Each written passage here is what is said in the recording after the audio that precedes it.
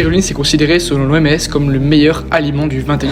C'est effectivement le cas, mais je vais t'en dire un peu plus sur cet aliment et te dire si oui ou non c'est une bonne idée de le consommer. La spiruline, c'est une bombe nucléaire en termes de nutriments. C'est le principal avantage de la spiruline. Pour 100 grammes, t'as 250% de tes besoins en fer, 50% de tes besoins en magnésium, 660% de tes besoins en cuivre et 500% de tes apports en vitamine B1 et B2. Et ici, je t'ai cité que les nutriments qui sont généralement carencés, mais on a plein d'autres vitamines et minéraux dans la spiruline. Évidemment, il faut prendre en compte qu'une dose de spiruline, c'est 5 grammes, donc ça va pas combler tous tes besoins à elle seule. Elle a une quantité de protéines démentielle, 60% de protéines. En réalité, c'est pas tellement important. Oui, il y a 60% de protéines, mais comme dit juste avant, une dose, c'est 5 grammes. Donc 3 grammes de protéines. C'est totalement négligeable. La spiruline est très intéressante car elle va aussi jouer le rôle de coupe-faim. Comme dit, la quantité va être trop faible pour vraiment te couper la faim. Mais ça peut parfois t'aider à combler une carence en vitamines ou minéraux qui peut entraîner des fringales. Elle va aider à accélérer votre métabolisme. Non, il n'y aura pas vraiment d'effet sur le métabolisme. Il dit sûrement ça par rapport à la digestion des protéines qui demandent plus d'énergie que celle des glucides et des graisses. Mais comme dit juste avant, avec 3 grammes de protéines, l'effet est négligeable. La phycocyanine, c'est le puissant antioxydant qui est contenu dans la spiruline. Cet antioxydant, il va donc vous protéger de la dégradation de vos cellules et donc des maladies chroniques. Sur ce point-là, ouais. La spiruline contient beaucoup de composés bioactifs qui vont t'aider à soutenir ton système immunitaire, à réduire l'inflammation chronique et à réduire le stress oxydatif. Elle va jouer aussi un rôle sur votre énergie en réduisant votre fatigue.